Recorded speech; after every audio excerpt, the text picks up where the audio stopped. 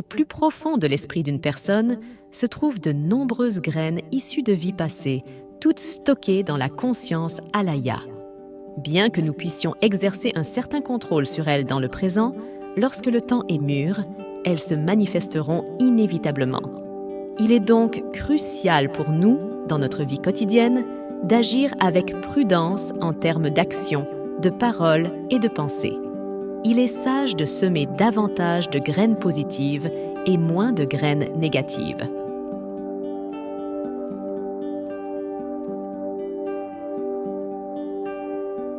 La psychologie bouddhiste divise les fonctions mentales humaines en 8 consciences, qui sont l'œil, l'oreille, le nez, la langue, le corps, l'esprit, le mano-vijnana et l'alaya vijnana. Ces 8 aspects représentent les fonctions d'un esprit unique. Les 8 consciences fonctionnent de manière harmonieuse. Lorsque nos yeux, nos oreilles, notre nez, notre langue et notre corps entrent en contact avec divers éléments, comme des personnes ou des objets autour de nous, en voyant des choses, en entendant des sons, en sentant des odeurs, en goûtant des aliments, en parlant et en se déplaçant, cela est appelé les 5 premières consciences. Elles sont simples. Elles nous informent simplement de ce qui se passe autour de nous. Les 5 premières consciences se limitent à la connaissance et à la perception. Elles exécutent des commandes et des actions, ou des paroles pour exprimer ou transmettre les émotions ou les pensées de la 6e conscience. Elles terminent généralement leur travail de reconnaissance en moins d'une seconde. 6 consciences sont comme des robots sans émotion, accomplissant leurs tâches sans ressentir de sentiments ou d'émotions.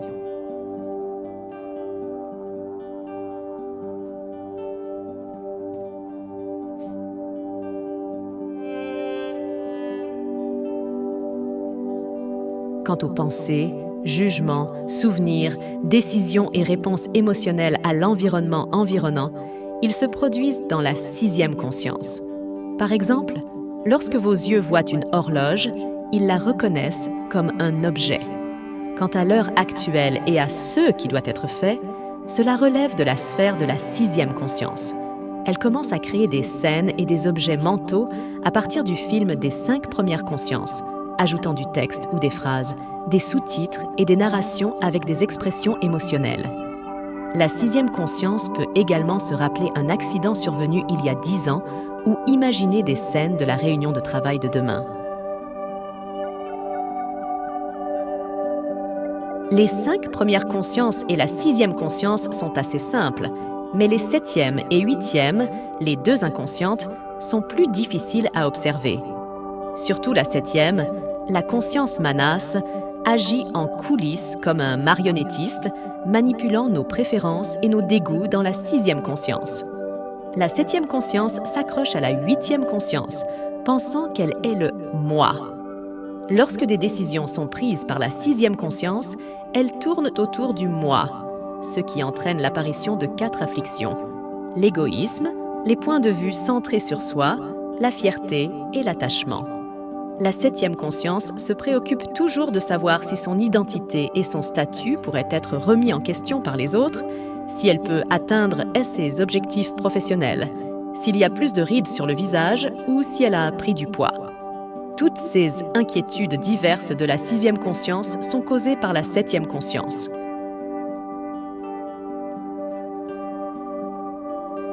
Dans le supermarché, 5 robots et 2 amis forment une équipe de gestion pour décrire le fonctionnement des 8 consciences. Chacun a son propre rôle. Les 5 premières consciences, représentées par les yeux, les oreilles, le nez, la bouche, les mains et les pieds, sont les 5 robots qui assurent la garde à l'entrée du magasin. Ils sont responsables de l'interaction avec le monde extérieur, de la gestion des produits et de l'assistance aux clients. La 6e conscience agit en tant que directeur du magasin, s'occupant des affaires internes et donnant des ordres aux robots gardiens.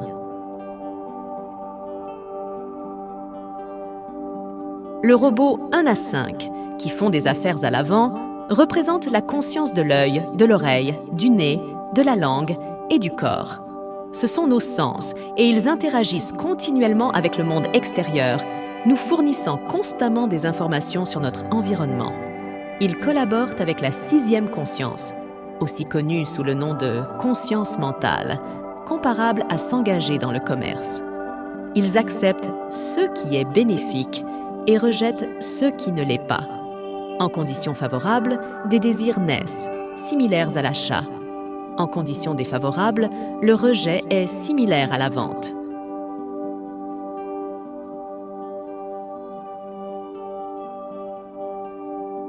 Le perspicace Manas agit en tant que gestionnaire en coulisses, le propriétaire du supermarché, supervisant ses bénéfices et sa croissance, exerçant une influence sur le directeur du magasin, la sixième conscience.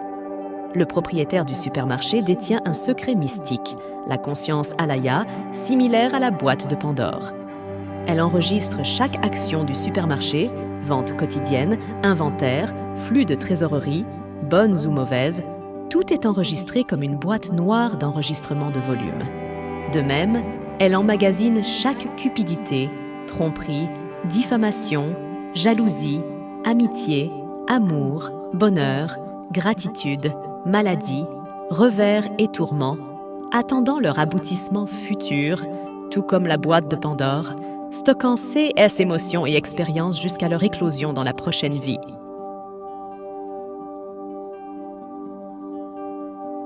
La nuit, après la fermeture du supermarché, les yeux, les oreilles, le nez, la bouche, les mains et les pieds pouvaient se détendre, ne s'engageant plus avec le monde extérieur. Parfois, l'esprit ne pouvait pas dormir et continuait à rêver. Pendant ce temps, Manas et Alaya ne se reposaient pas. S'il y avait un problème, Manas réveillerait immédiatement la sixième conscience, l'esprit, pour enquêter.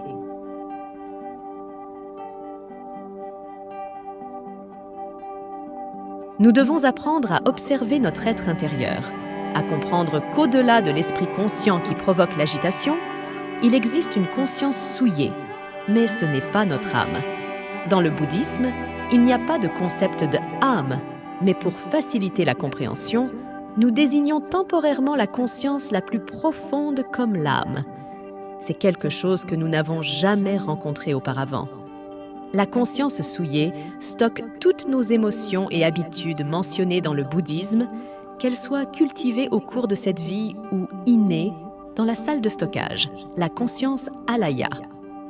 Alaya contient diverses informations sur notre âme depuis la nuit des temps, y compris les expériences des yeux, des oreilles, du nez, de la langue, du corps et de l'esprit lorsqu'ils rencontrent l'environnement externe, tel que le bien ou le mal, le juste ou le faux, le bonheur ou la souffrance, etc. Qu'ils soient vertueux, non vertueux ou neutres, indépendamment de leur ampleur, la conscience Alaya les sauvegarde diligemment. 6 grains habituels détermineront l'état de notre existence future. La question est la suivante. Qu'avons-nous stocké dans notre Alaya de l'enfance à l'âge adulte ? C'est principalement un mélange de pensées chaotiques, une multitude d'informations négatives. En résumé, c'est ce que le bouddhisme désigne comme les 5 poisons: la cupidité, la colère, l'ignorance, la jalousie et l'orgueil, ainsi que diverses actions malsaines découlant de ces afflictions. Par exemple, les 3 actions malsaines du corps: tuer, voler et inconduite sexuelle. Les 4 actions malsaines de la parole: mensonge, discours de division, langage dur et bavardage inutile.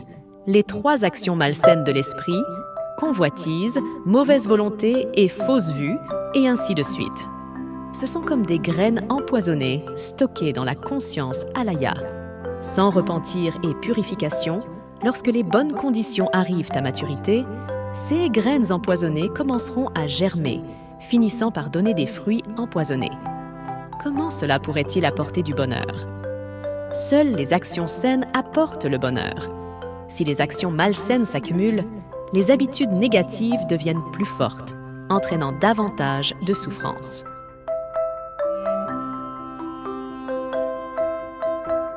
Le désir de fumer lorsqu'on est perturbé est également une habitude mentale. l'addiction se forme en répétant et en renforçant continuellement certains pensées et comportements concernant quelque chose, lentement et imperceptiblement. Les empreintes karmiques des vies passées sont stockées dans la conscience alaya. Certaines peuvent être modifiées grâce aux efforts actuels, mais la plupart ne sont pas facilement altérées. Les 7e et 8e consciences ne se reposent jamais. Mais si vous voulez changer la 8e conscience, vous devez commencer par la 7e conscience. Parce que l'attachement au soi dans la 7e conscience gouverne profondément la 8e conscience. Selon la loi de la cause et de l'effet, il y a un « moi ». Je crée des actions et je reçois leurs résultats. Ce concept de « moi » est donné par la 7e conscience. Ainsi, lorsque la 7e conscience change, la 8e conscience suit. Les 5 premières consciences n'ont que l'intuition sans mots. La 6e conscience peut transporter des mots. Elle peut penser, elle peut apprendre. C'est crucial, elle peut apprendre la vérité des anciens sages et être avisée. Elle peut avoir une pensée correcte pour dompter la 7e conscience.